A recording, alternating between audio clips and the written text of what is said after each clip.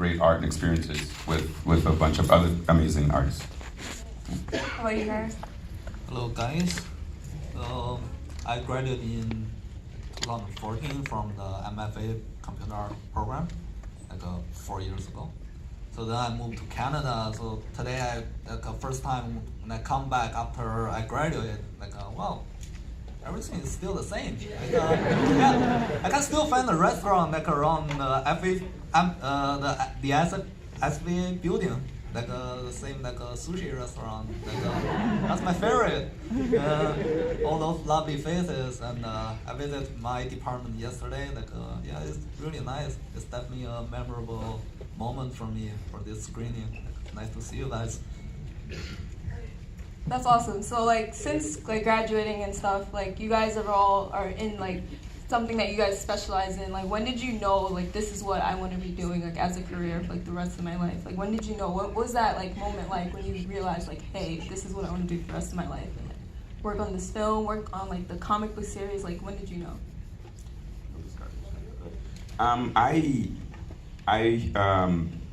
For me, I always wanted to be an animator. The day I saw Lion King, I said, I want to do that for a living. And I was fortunate to go to a performing and fine arts high school in East Orange called Cicely Tyson Performing and Fine Arts High School. And there you go. And then I had an amazing teacher, rest in peace, Mr. Vincent Patuto, who taught animation there. And that, got me a chance to get accepted to the School of Visual Arts. And just from there, it picked up. Loving Toy Story, loving Toy Story and Pixar films, and carrying on from there. So yeah, I would say since the age of 13, I've always wanted to be an animator. Yeah, I'd probably say elementary school. When I first started reading comics, I just loved reading comics and telling stories. And then I went to Performing Arts High School, Fiorello LaGuardia, LaGuardia in the house, boom, music and art.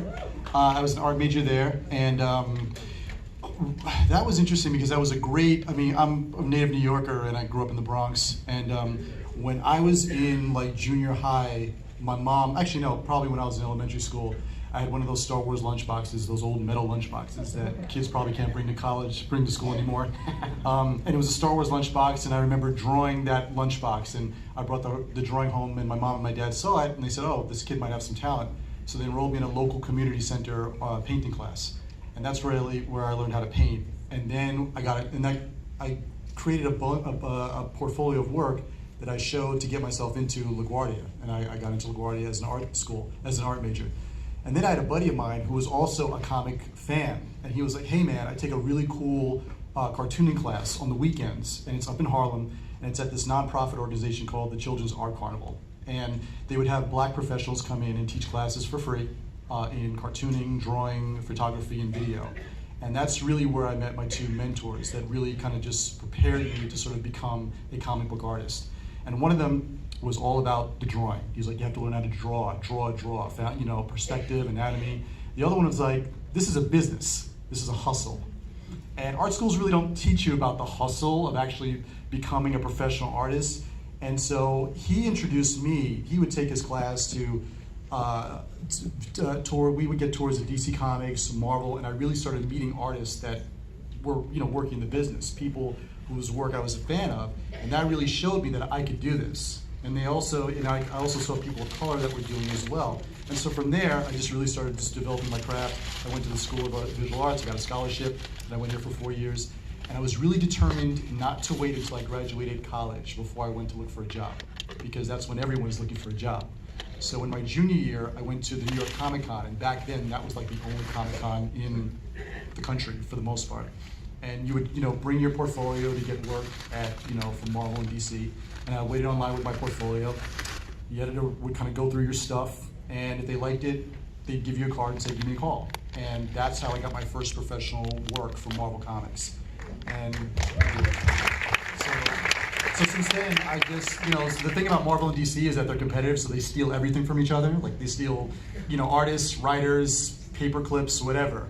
And so if you work for Marvel, then all of a sudden DC will say, hey, we want you to work for us. And if you work for DC, Marvel will say, hey, we want to work for you. And so over the years, I just bounced back and forth, working on different titles for Marvel and DC. And it was really cool to sort of, in a very small part, just draw, the Black Panther way back in like 2010 for Marvel. And so it was really cool to sort of see. It's just been a real treat to see all of these films that are based on the work of so many artists, who have drawn the comic books, and to see other artists, like you guys, just sort of build on that and sort of take it to the next level. And that's pretty much, it's really cool. So. Yeah. So for me, it's like when I was still in China, in college, my major is more about filmmaking, and I saw my neighborhood department, their animation, their 3D software is so cool, and they don't need to pay for expensive camera or stuff. I got to learn that stuff.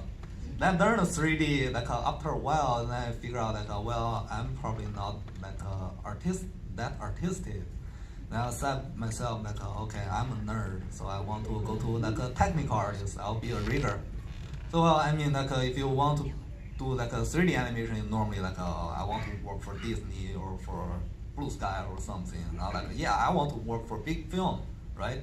So when I moved to Canada, I started my career as a TV animation studio, but I always have a dream to work on big film.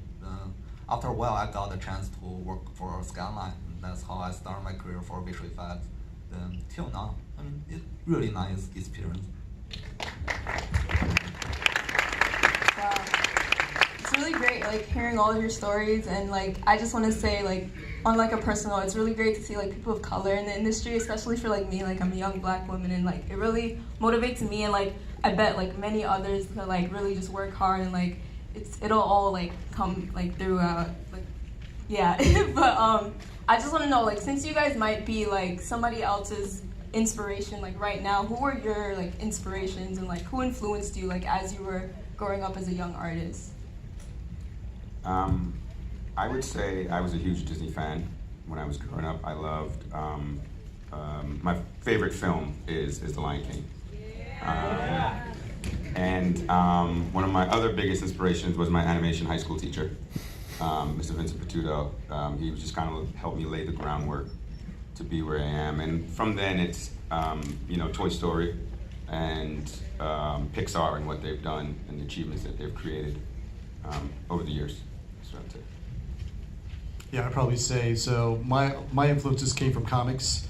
And so, of course, you have the greats like Jack Kirby, and then John Buscema. But I grew up in the 80s, so I was more influenced by more contemporary artists. So you had your John Byrne, your George Perez, Walt Simonson, Frank Miller, Mike Mignola, but the thing about, it's funny because art school, they'll force you to go to museums, and when you're a student, you're like, yeah, I don't really care about that stuff. But then as you get older, you start saying, oh, that was actually pretty interesting stuff. And then a lot of that stuff is the foundation for art that's being created today. And so a lot of my influences extend to, Monet, Manet, Toulouse-Lautrec, Gustav Klimt, a lot of artists that are outside of comic books. And then I'm a huge film and TV fan. So a lot of my artwork is really influenced by film and TV. And so, of course, you have the Godfather movies, you have, Star Wars, you have Disney, you have all of the Pixar films later on. And for me, it's constantly absorbing and sort of being inspired by new material that helps me create what I do every day. So for me, I'll say the first thing would be the Japanese manga. Something like One Piece and Slam Dunk or Dragon Ball, they're awesome. I know dreams, how dreams work from them. Then I would say Pixar's short film, definitely. That is something I realized I want to do 3D animation. Then definitely my instructor in SVA, they give me lots of help in my career. Nice. All right, so before we get into some Black Panther questions, Sean, I understand that we have some pictures of your work. Do you mind if we show it on the screen? Yes. Be my. Yes. Okay. We gotta get out this way. Me?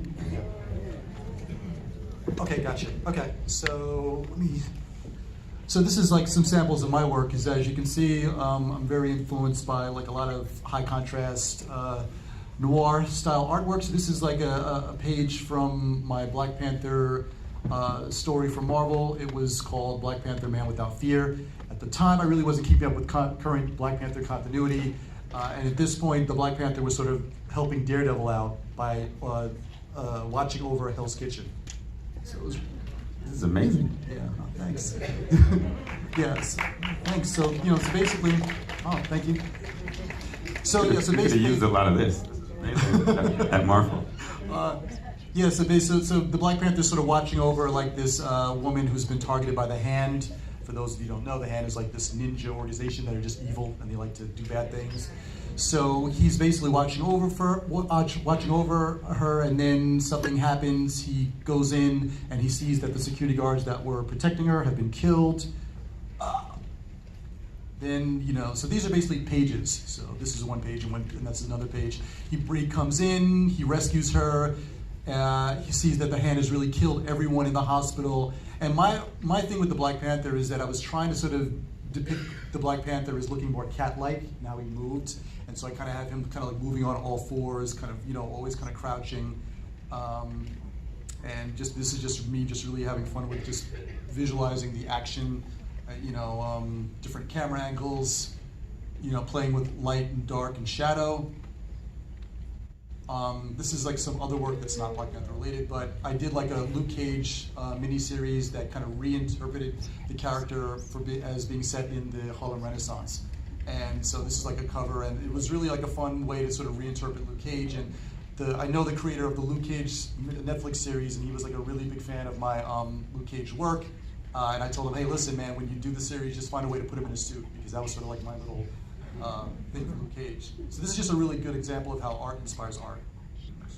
This is like my initial like redesign of Luke Cage, because for those of you who don't know, Luke Cage was created in like the 1970s, so he was a real. For a movie, we just want it to be cool. Yeah. It's fun stuff. So to kind of explain, I worked at Marvel on the Disney lot with them, and then once we prepped stuff, we sent it to multiple vendors. So that's what I meant about like the final stuff once we sent it off. So do you remember what vendor you got it from? I think we got from probably IOM. Okay, gotcha. Yeah. So it was kind of one of those situations where we're working with Ryan and you're working with the editing team, and we're creating. We have to send it off to different. I mean, it was a huge undertaking. So it's awesome that you guys got to touch it as well. Yeah. It's a lot of work put into this amazing movie, and I know like one thing that came out of this movie that was like a big talk like amongst everybody was just the two characters, like T'Challa and Killmonger. Like it's been a big trend like all the time. It's like, are you for Killmonger? Are you for T'Challa? Like this has just been a big discussion everywhere. So I just figured like this would be a great time to like talk about like, are you guys Killmonger? Are you guys T'Challa? Like it's a big discussion. I remember after we did one of the first screenings, so we have a few friends and family screenings, and it's a work in progress throughout. So I did we were part of 5. So around the first one, this might be around September, I think. When we walked out, I was just like, Ryan, I don't know, man. I'm a Killmonger fan. We're gonna have to, there's gonna be sides. And what was interesting, a little tidbit. So cast and crew, I would say cast is predominantly Black, obviously. But the visual effects team, especially the ones that were the small team that was with like the editors and the VFX soups, it was about 4 of us, maybe 5 of us. One of the editors, we were watching the first screening, the first director's cut. And so it's just the 2 of us in there in the room watching, that are Black, that are watching.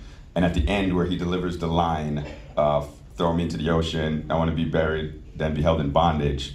Like I gasped. I was like I clutched my bosom. I don't even have a bosom. Like I turned around and like no one knew what I was doing. And I was like, are they gonna keep this in the movie? Like, is Disney gonna let us get away with this? And I just remember saying like, this is gonna be an iconic moment in the film.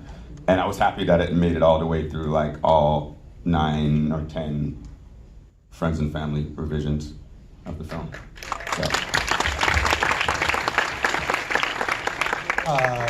I mean, come on, listen, Killmonger's great. But I think the great thing about every villain is that what makes a good villain is that they have to have a motivation that makes sense. The problem is they just take it too far. So I think that the great thing about Killmonger is that I remember when we first saw the film, my wife and I were fortunate enough to be invited to the premiere in LA, and it was really just cool seeing it in like we had like fellow Marvel artists next to us, but then Snoop Dogg was like right there, and like the cast was there, and people were just really just into the movie, like they were just reacting to it. It was just so awesome, and Killmonger's rage to me, I just loved seeing like his rage. Like he was just a beast. Yeah. But then you just take him too far. He just goes too far. So it's like, okay, the guy like that could never really rule effectively because he's just too blinded by his rage, and that's what makes him the bad guy. But I get him. I totally get Killmonger, and I think that the fact that Killmonger had an effect on T'Challa is great. So T'Challa is almost carrying part of Killmonger forward going in the story, which is what makes it so great. So I'm like both. So when I work on this movie, because our studio only have a part of the sequences, when I watch it on my computer without sound, so I'm like, what's going on there? I saw them fight together, but I don't know why, and I don't know what they're talking about. But when I finally see the whole film in the screening, I'm like, oh man, that's so awesome! The story is fully touched, and I totally get into those two characters. They are all have their own reason to fight, and that's really cool. Awesome. So I'm gonna ask one last question, then I'll